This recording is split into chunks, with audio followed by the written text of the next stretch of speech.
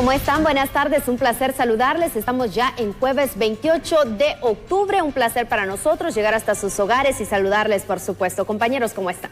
Buenas tardes, un gusto saludarles. Espero que se encuentren bien. Gracias, amables televidentes, por dejarnos entrar hasta la intimidad de su hogar. Muchísimas gracias por acompañarnos en una emisión más.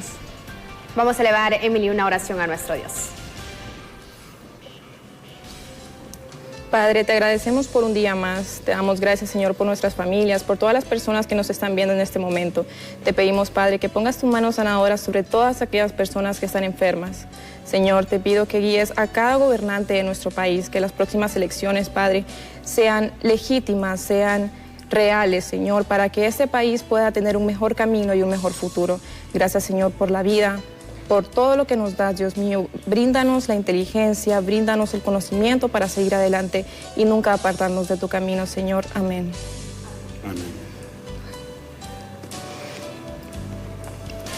Gracias, Emily. De esta manera comenzamos. César Uceda se encuentra completamente en directo con representantes del FOSDE, porque miren ustedes, el tema del gasto público en estas elecciones obviamente también preocupa a diversos sectores de la población y de sociedad civil a nivel de nuestro país. César, vamos con usted para que ampliemos esta temática con el licenciado Obed García. Buenas tardes, un gusto saludarle. Bien, muchas gracias, licenciado Efer Guevara, compañeras y compañeros en estudio principal. Tal como usted lo menciona en este momento, Obed García hablando sobre este tema del gasto público previo a las elecciones y cómo esto ha generado pues que se fomente la corrupción. Muy buenas tardes. Bueno, sí, en efecto, es que nosotros hemos identificado un patrón de comportamiento de las autoridades y de las élites corruptas que mantienen una estructura en donde los periodos pre y postelectoral realizan una serie de reformas que blindan sus estructuras de corrupción y los protegen ante los posibles cambios que podría traer un nuevo gobierno. A la par de esto, el gasto público mantiene una estructura vigente y constante, y lo cual nos hace ver con bastante preocupación el hecho de que no se atiendan señalamientos importantes como lo realizado por el CNA hace poco en cuanto al cuestionamiento de las empresas contratadas para el sistema de las MER y del sistema TREP, y que tienen alguna incidencia en cuanto a la efectividad de los resultados que se tengan después de las elecciones. Al final, todo esto, mantener esta estructura y no atacarla, promueve y consolida estructuras de corrupción que se mantienen vigentes y han estado vigentes y en algunas palabras rescatadas de los informes recientes del FOSDE y del CNA consolidan estas esquemas de corrupción en un periodo de hasta 30 años en el futuro. En este sentido, ¿a ustedes les preocupa que los resultados de las elecciones generales se vean comprometidos con estas estructuras? Por supuesto, y no solamente los resultados, sino también lo que vendría después del periodo puntual de las elecciones. Hablamos que más allá del tramo de diciembre de 2021, enero de 2022, estamos hablando de que esto se mantiene en el tiempo. Por ejemplo, lo que sucedió en el 2013 en cuanto a las reformas que se dieron a la Corte Suprema, al Código Penal, ahora en el 2018, lo que la MASI denunció como el pacto de corrupción, que al final protegen y blindan a aquellas personas que han estado involucradas en actos de corrupción, y entonces hacen que la oportunidad que tenemos nosotros las personas, los hondureños, de combatir estas estructuras a través de un voto efectivo en el día de las elecciones a finales del mes de noviembre sea cada vez más limitado y que tenga resultados poco alentadores respecto de las esperanzas de la población. Al final también no se debe dejar de lado de que las personas que están señaladas por actos de corrupción son las que siguen legislando a favor de la corrupción y aún más se atreven a participar nuevamente como candidatos a un puesto electoral en este periodo que se estaría observando en noviembre de este año. Bien, muchas gracias. Ya ustedes han escuchado, compañeros y compañeras, a Obed García. Él es economista del FOSDE, haciendo este análisis sobre los próximos procesos electorales. Estamos hablando de las elecciones generales del 28 de noviembre. Continúo con ustedes. Muy buenas tardes. Muchísimas gracias, César, por la información. Alrededor de 200 autopsias contabiliza solo durante el mes de octubre Medicina Forense. Sobre el tema, Walter Pérez nos tiene todos los detalles. Walter, con usted.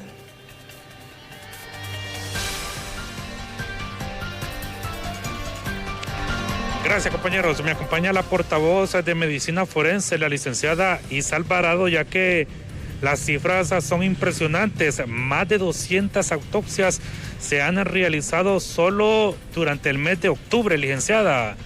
Muy buenas.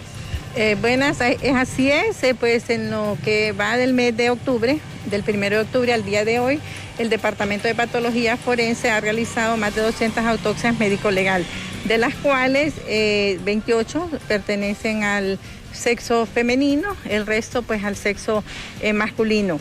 No todos estos cuerpos son del departamento de Francisco Morazán, ya que esta morgue del Ministerio Público pues cubre todo lo que es Centro Sur Oriente. Los fiscales y los forenses trasladan los cadáveres de las regionales como Cerro Lancho, Danlí, El Paraíso, Comayagua, Ciguatepeque, Choluteca.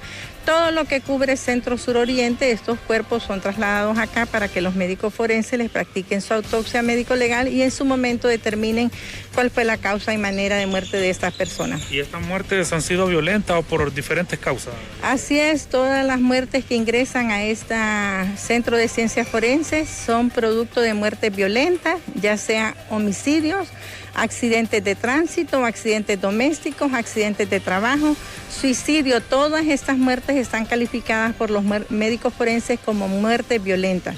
Por tal razón, es urgente y necesario que los médicos le practiquen una autopsia médico-legal y determinen la causa y manera de muerte. ¿Y en lo que va del presente año, cuántas autopsias en datos generales? En lo que va del año, de enero al día de hoy, se han realizado 1.570 autopsias médico-legal. Eso es lo que se va de enero a esta fecha. Brevemente también, licenciada, se anuncia otra inhumación, sería la quinta, licenciada, para finales del mes de noviembre. Así es, se tiene programado para la tercera o cuarta semana de noviembre realizar la quinta inhumación, ya que hay más de 40 cuerpos en los cuartos fríos que no han sido reclamados por sus familiares. Muchas gracias a la portavoz de Medicina Forense, la licenciada Isa Alvarado. Con esta importante información, compañeros, junto a Denis Velázquez, retornamos con ustedes.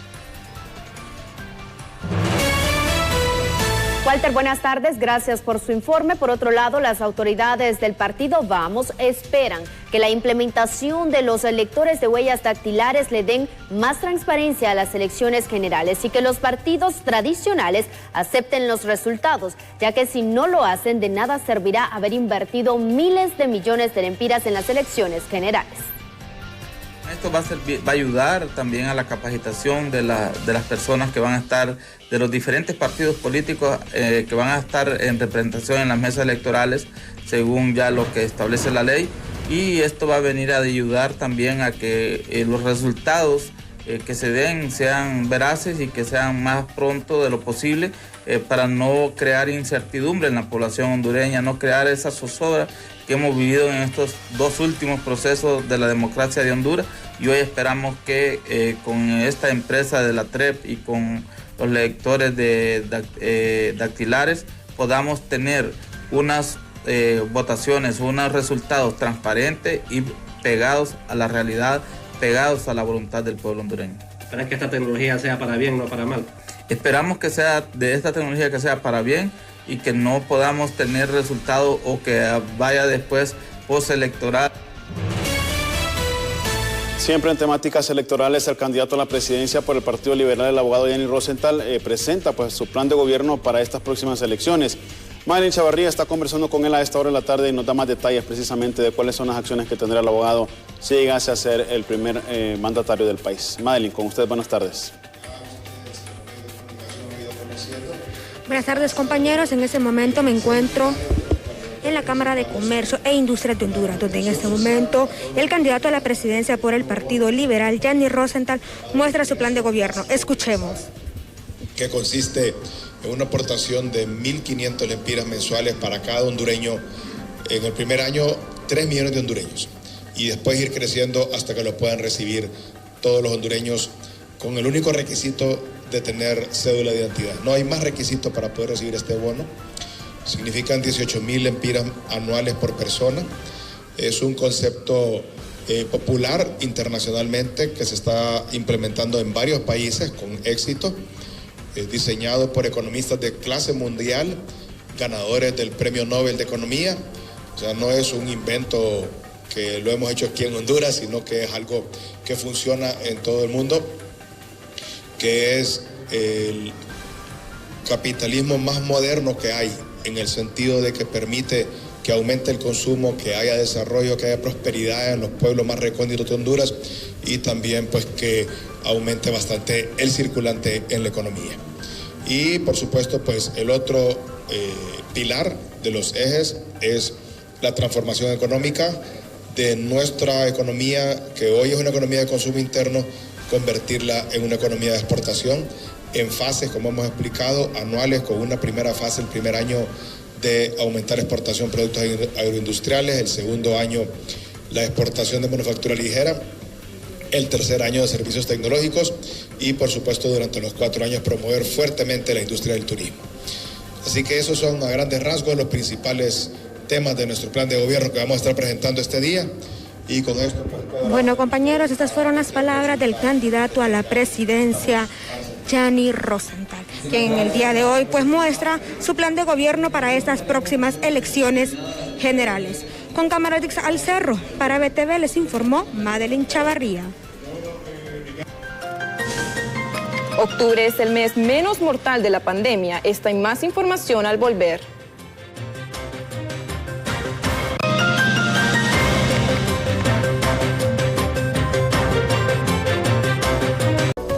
Bueno, la pandemia de la COVID-19 no deja tan malas noticias porque octubre terminaría como el mes menos mortal por este virus en lo que va del 2021. Así lo están registrando, pues, por lo menos una deducción arriba del 50% de fallecimientos a nivel nacional. Samuel Cuello está completamente en directo para ampliarnos esta información con representantes de la Secretaría de las Funerarias, mejor dicho. Samuel, con usted, buenas tardes, un gusto saludarle.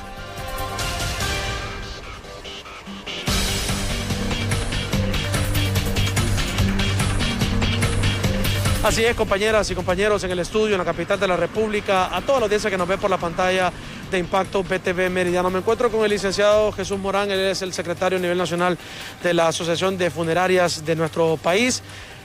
Don Jesús, hay pues noticias positivas porque hay que darlas en medio de tanta adversidad que hemos vivido por tema de la pandemia.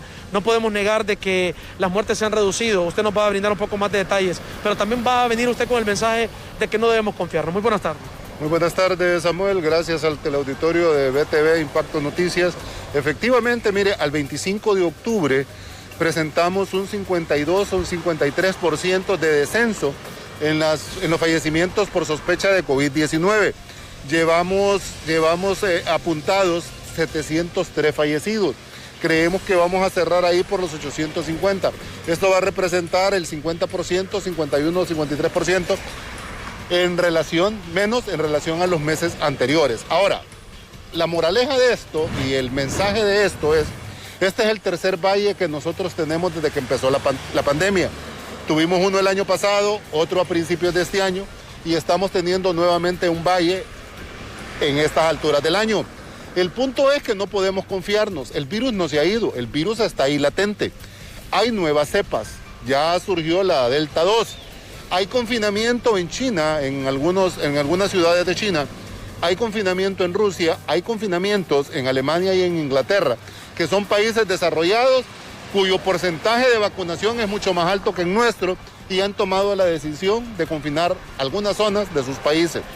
Eso no puede ocurrir aquí a causa de la economía. En este momento, lo que nosotros debemos de hacer es seguir guardando las medidas de bioseguridad y el distanciamiento social. Pero sobre todo debemos de asistir a los centros de vacunación. Las personas están muy reacias, pero muy reacias a asistir a los centros de vacunación, pero ya está más que científicamente comprobado que las personas que tienen las 2 dosis de las vacunas, los efectos del COVID son mucho menores que las personas que no se han vacunado. Y yo creo que ese debe de ser el mayor motivador para que nosotros vayamos a los centros de vacunación. Están aplicando también la tercera dosis de vacunas para las personas con comorbilidades, los diabéticos, los hipertensos, los obesos y toda esa gama de enfermedades de base que pueden ir ya a los centros a aplicarse la tercera dosis de la vacuna. Licenciado, independientemente de lo que pueda ocurrir, ¿se va a terminar como uno de los meses menos mortales a nivel de la pandemia de que ingresó el año anterior? Mire, de los de este año sí va a ser uno de los menos mortales, de los de este año, porque los del año pasado, acuérdense que solo hubieron 7.620 en todo el proceso, porque la pandemia estaba apenas comenzando y en ascenso. Pero en relación a este mes sí va a ser uno de los meses de menor mortalidad. Bien, muchas gracias. El licenciado Jesús Morán nos ha atendido muy amablemente a esta hora de la tarde con informaciones importantes. Ahí está algunos de los resultados positivos que hemos observado con el tema de la vacunación y también de algunas medidas de bioseguridad que se siguen respetando. Pero eso no significa que nosotros debemos bajar la guardia, porque el virus está latente entre nosotros y probablemente si llega a tocarnos sin vacunaciones, vamos a tener un desenlace fatal. Con imágenes de Arvin González, a esta hora de la tarde yo regreso a los estudios principales.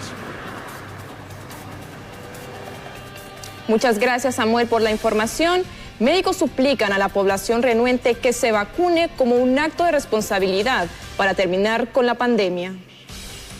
Yo creo que es más un acto de responsabilidad que de obligatoriedad. Debemos de ser responsables con nosotros mismos. ¿Por qué? Al no estar vacunados podemos tener o poner en riesgo a nuestros adultos mayores en casa, a nuestros niños, a nuestras mujeres embarazadas que también tienen que vacunarse. Y si no estamos vacunados, obviamente vamos a trabajar, exponemos a nuestros compañeros, queremos viajar, ya sea en bus, ya sea en avión, ya sea en tren, en lo que sea, vamos a exponer a las demás personas. Creo que es un acto merario de pura responsabilidad y con ustedes los medios, como lo hemos dicho muchas veces, hemos hecho un equipo muy importante para educar a la población. Bien, y la epidemia del dengue continúa atacando sobre todo a los niños. Las salas de pediatría están totalmente colapsadas por este virus. Nuestra compañera Merari Borcas está en vivo desde el Hospital Escuela y nos ofrece las reacciones al respecto. Merari, con usted, buenas tardes. Así es, las salas de pediatría del Hospital Escuela se mantienen abarrotadas de niños contagiados con dengue. Hasta el momento hay más de 30 hospitalizados. El doctor Carlos Maldonado, jefe de pediatría, nos brinda más información, doctor, acerca de esta alerta. Bueno, nosotros tenemos ya varios meses, de entre 4 y 5 meses, de estar avisando a la población de que el dengue va aumentando, inclusive las mismas autoridades a nivel central. No se han tomado las medidas pertinentes, ¿verdad? Obviamente esto tiene como consecuencia el aumento del número de casos. Han decretado alguna emergencia para 5 departamentos. Francisco Morazán está en emergencia hace mucho tiempo. Nosotros hemos reportado siempre que todos los pacientes, no la mayoría, todos los pacientes que hemos tenido ingresados en los últimos 4 meses son del Distrito Central, Tegucigalpa y Comayagüela. Manejábamos un promedio entre 8 y 12 pacientes. Ahora hemos abierto una nueva sala, ya esta es la segunda semana de funcionamiento y está llena igual la segunda sala. Tiene 15 cupos, están llenos los 15. La sala de dengue tradicional que tenemos siempre abierta está igual al tope, son 16 pacientes. Tenemos pacientes en emergencia y un paciente delicado que esperamos que en el transcurso del día logre salir de su estado crítico. Un llamado porque aquí podemos abrir 20 salas y las 20 se van a llenar si la población realmente no hace lo que tiene que hacer. ¿Y qué tiene que hacer? Cuidarse, eliminar todos los criaderos de zancudo. Los niños que permanecen en la casa o que los sacan afuera cuando salen a jugar, pues evitar entonces para que puedan salir a jugar todos los criaderos de los zancudos. Cada vez que llueve se llenan chapas, cáscaras, todos, botes. Elimínelos. Tenemos que hacer una limpieza de nuestras casas, de nuestros techos, de los desagües, de todo lo que pueda almacenar agua limpia. No son las aguas negras lo que hacen que el zancudo crezca, sino que las aguas limpias.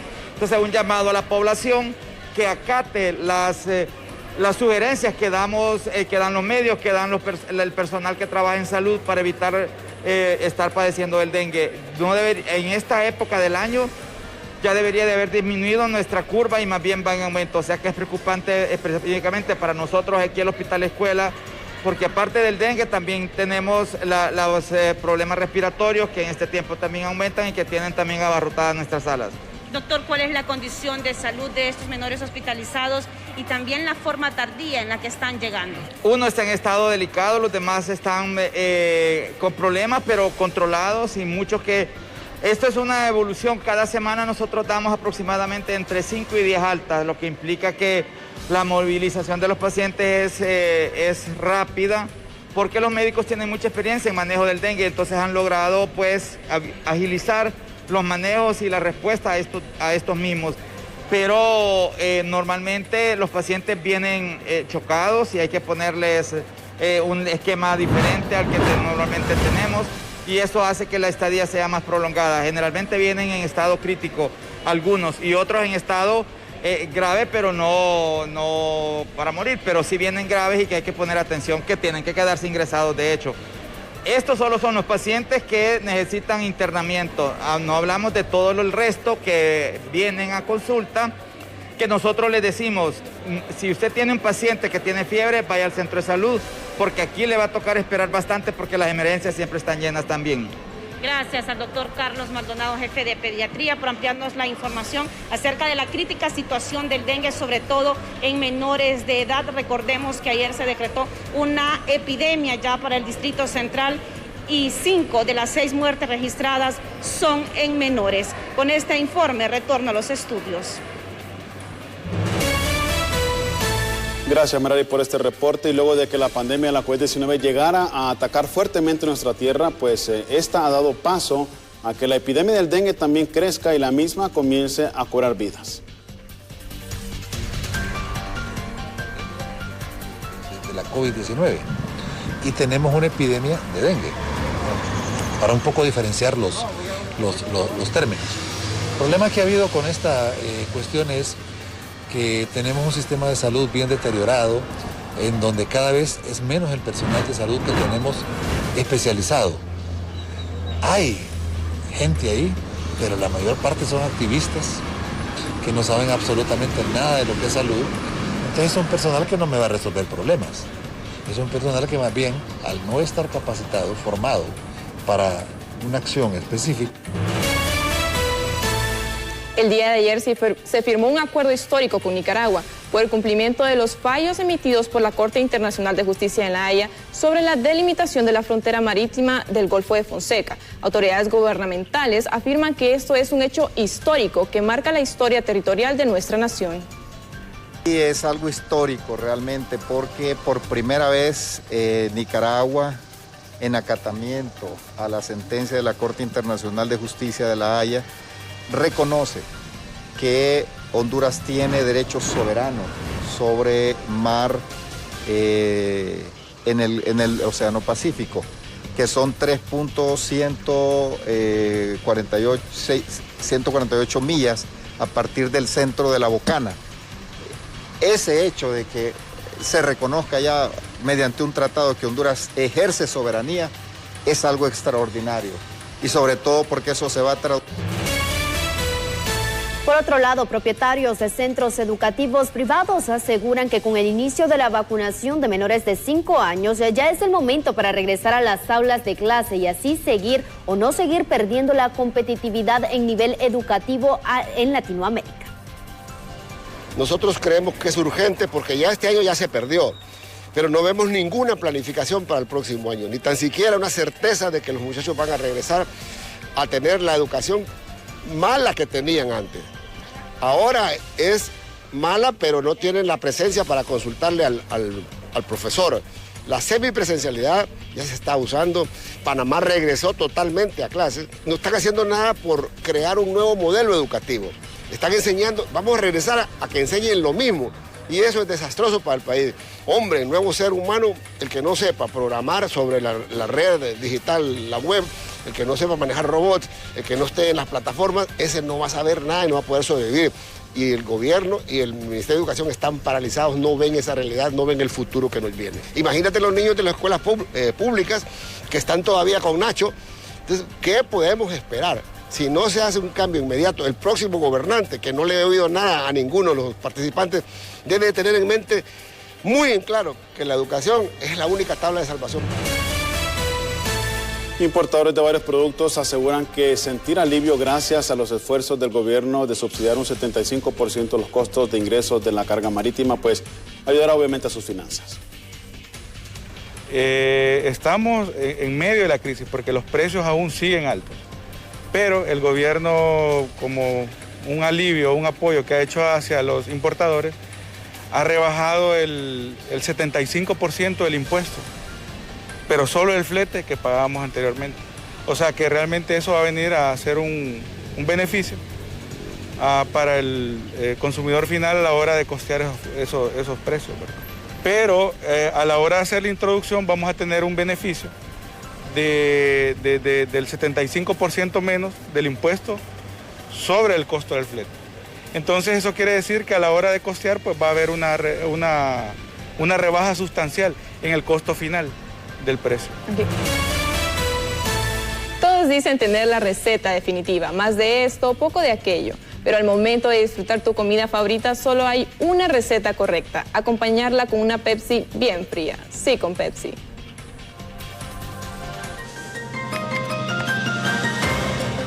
Vamos a cumplir en este momento una nueva pausa. Al regresar le informamos que la temporada navideña podría dejar unos 10.000 empleos temporales. Estas y otras informaciones al volver.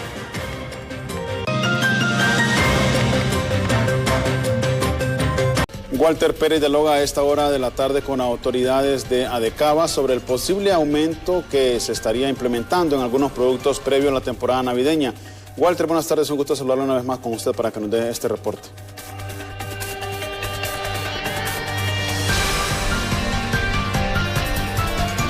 Gracias, compañeros. Me acompaña Adalid Irías, él es de protección al consumidor en torno a los precios, que ya es una tradición que aumenten, Adalid, los precios de los productos que son de temporada. Hablamos de Navidad.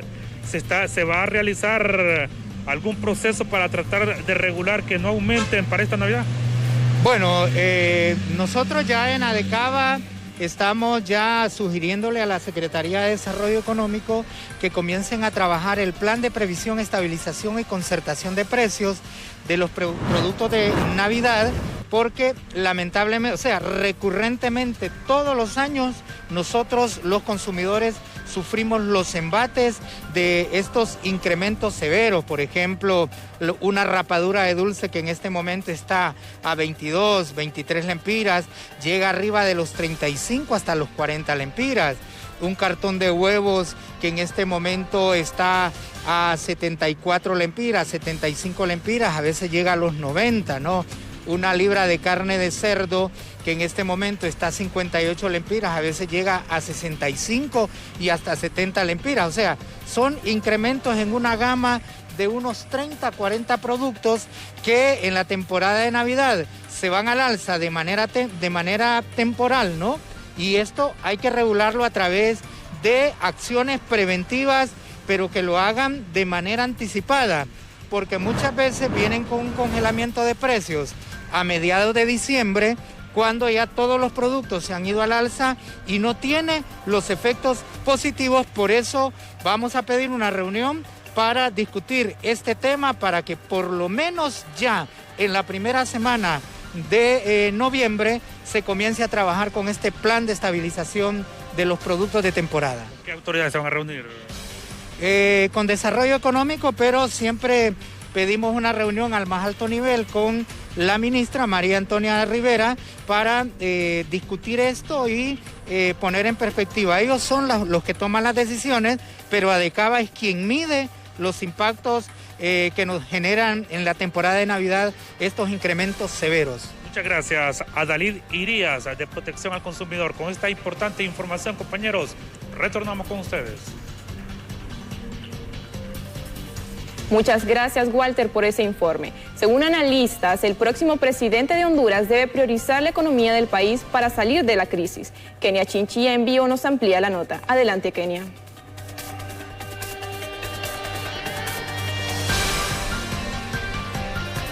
Muchas gracias y muy buenas tardes, compañeros en estudios principales, televidentes de Impacto BTV. A 30 días del proceso electoral conversamos con profesionales acerca de lo que el próximo gobierno debe priorizar para ayudar al país.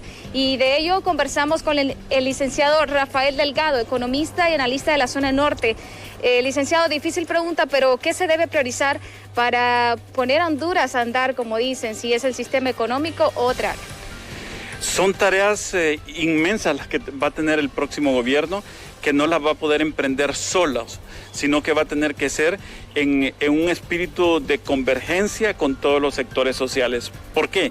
Porque la primera gran tarea que hay que hacer previo a cualquier cosa es restaurar la institucionalidad pública.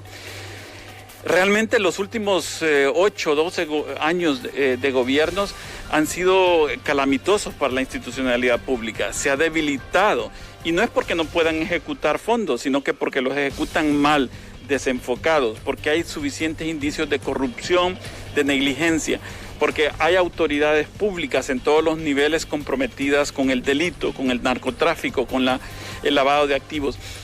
Y si no restauramos esa institucionalidad, entonces no vamos a poder emprender las grandes tareas que tenemos. Entonces, licenciado, esto va a llevar muchos años para que Honduras pueda avanzar. Definitivamente que es un proceso de largo plazo. El desarrollo no viene porque se entregue una bolsa solidaria, porque se entregue un bono en una comunidad rural. El desarrollo económico es un proceso de muchos años, de muchos gobiernos, y es una labor no de politiqueros, sino que de estadistas que planifican, ejecutan obras pensando no en los votos del mañana, sino que en el bienestar del pueblo en los próximos años. Suena bastante ilusorio en este país, estamos acostumbrados a una politiquería y no a la visión de los estadistas, pero esa es la verdad, y por ello los países han salido adelante, porque tienen una visión de mediano y de largo plazo de la problemática nacional. Entonces, tenemos una tarea inmensa por delante. Muchísimas gracias al licenciado Rafael Delgado, economista y analista de la zona norte, que conversa con nosotros acerca de este importante tema, las prioridades que debe tener el próximo gobierno para poder andar o hacer andar al país, ya sea en materia económica o las demás. Compañeros, con este informe vamos a retornar a los estudios principales. Muy buenas tardes. Buenas tardes, gracias Kenia por su informe. Por otro lado, la Secretaría del Trabajo espera la apertura de unas 10,000 plazas de empleo temporales, esto para Navidad y fin de año. Muy buenos días, primero saludar a toda la teleaudiencia, estamos sumamente contentos, estamos en una época bonita mediante el cual se generan espacios y oportunidades para todos los hondureños, principalmente para aquellos jóvenes que están siendo habilitados por su edad para desarrollar actividades de trabajo. Las estadísticas nos indican que se generan arriba de 10,000 empleos en nuestra zona. Esperamos que se mantenga o que se supere esta cantidad realmente con el nivel de vacunación que hay en nuestra zona.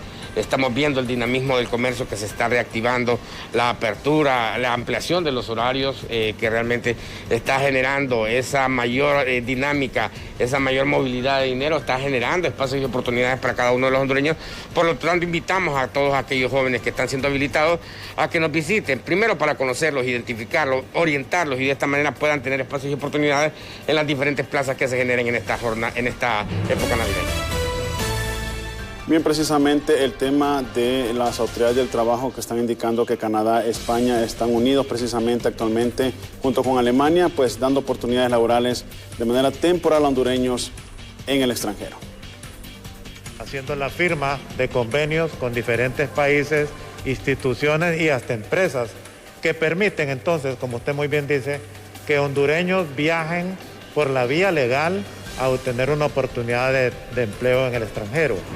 Eso es mejor que una aventura, cualquier otra, de forma ilegal. Entonces, este programa de trabajo temporal en el extranjero tiene sendos acuerdos y como país con Estados Unidos, que ya lo sabemos, con Canadá, con España y el más novedoso con Alemania. Solo a través de este programa en Estados Unidos hay más de 70.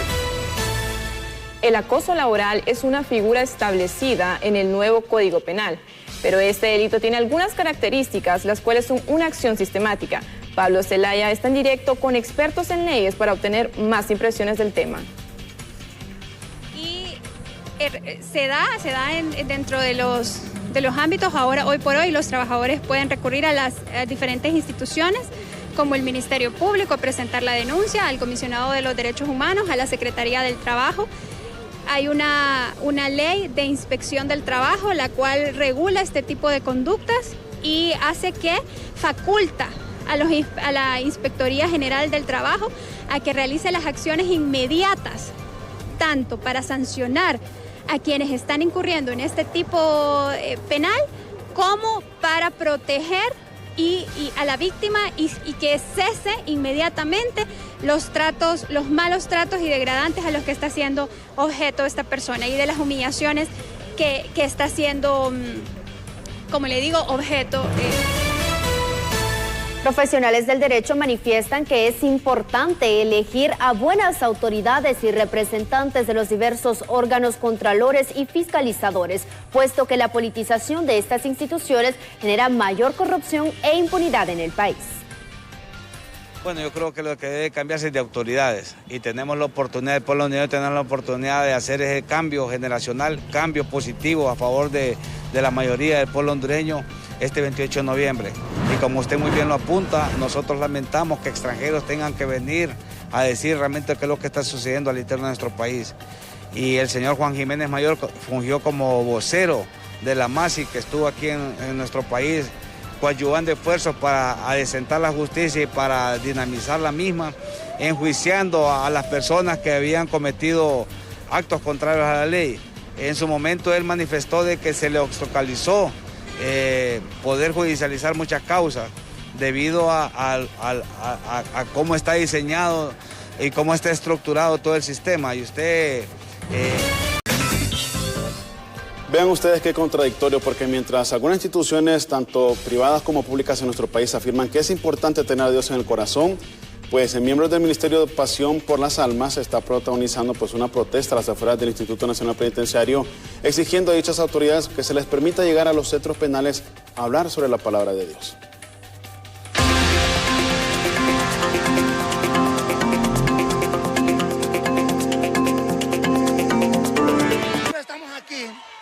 Porque tenemos 14 años de estar trabajando con los centros penales.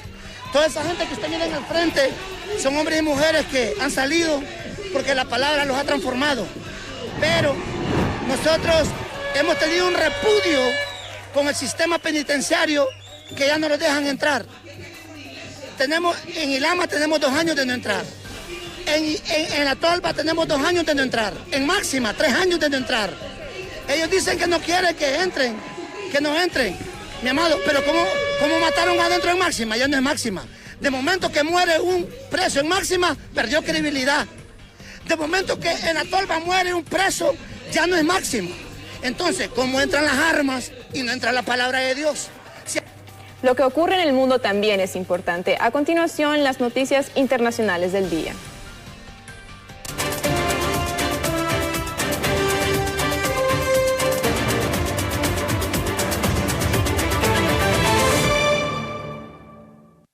La Comisión de Mujeres y Equidad de la Cámara de Diputados de Chile ha aprobado este miércoles el proyecto de despenalización del aborto hasta las 14 semanas de gestación. Este proyecto de ley que modifica el Código Penal chileno fue aprobado en la Cámara a finales de septiembre, pero ahora, un mes después, se ha culminado su proceso en las comisiones pertinentes para que finalmente sea tramitado en el Congreso.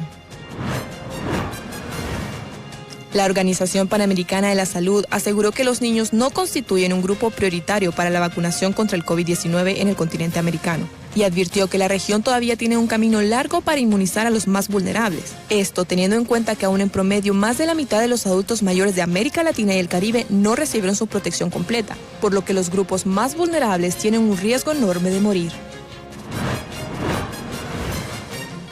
Los icónicos taxis amarillos de Nueva York se encuentran asfixiados por las deudas y por la competencia desleal de Uber y otras plataformas de alquiler. Y tras el suicidio de 9 compañeros en los últimos años, han emprendido una protesta con huelgas de hambre incluida para forzar a la ciudad a reducir sus cargas económicas. Hace 8 días que choferes de esos taxis dieron el paso extremo de no comer y dormir en sus vehículos a unos metros del ayuntamiento, a la espera de que el alcalde Bill de Blasio acepte su propuesta para reducir la deuda, que para algunos puede ser más de $700,000 por su licencia de taxi.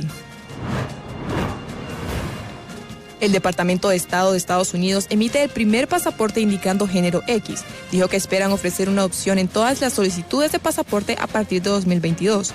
La X representa una nueva alternativa para quienes no se identifican con los tradicionales géneros de femenino y masculino. Los activistas por los derechos de las personas transgénero han dicho durante mucho tiempo que tener identificaciones incorrectas podría conducir al acoso y la discriminación de los miembros de la comunidad LGBTQ.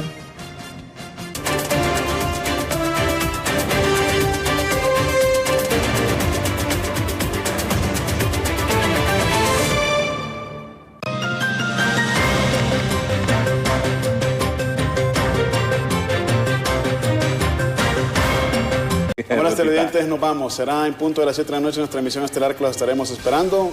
Emily, Ruth, buenas tardes. Buenas tardes. Buenas tardes, que Dios les bendiga. Al bolillo.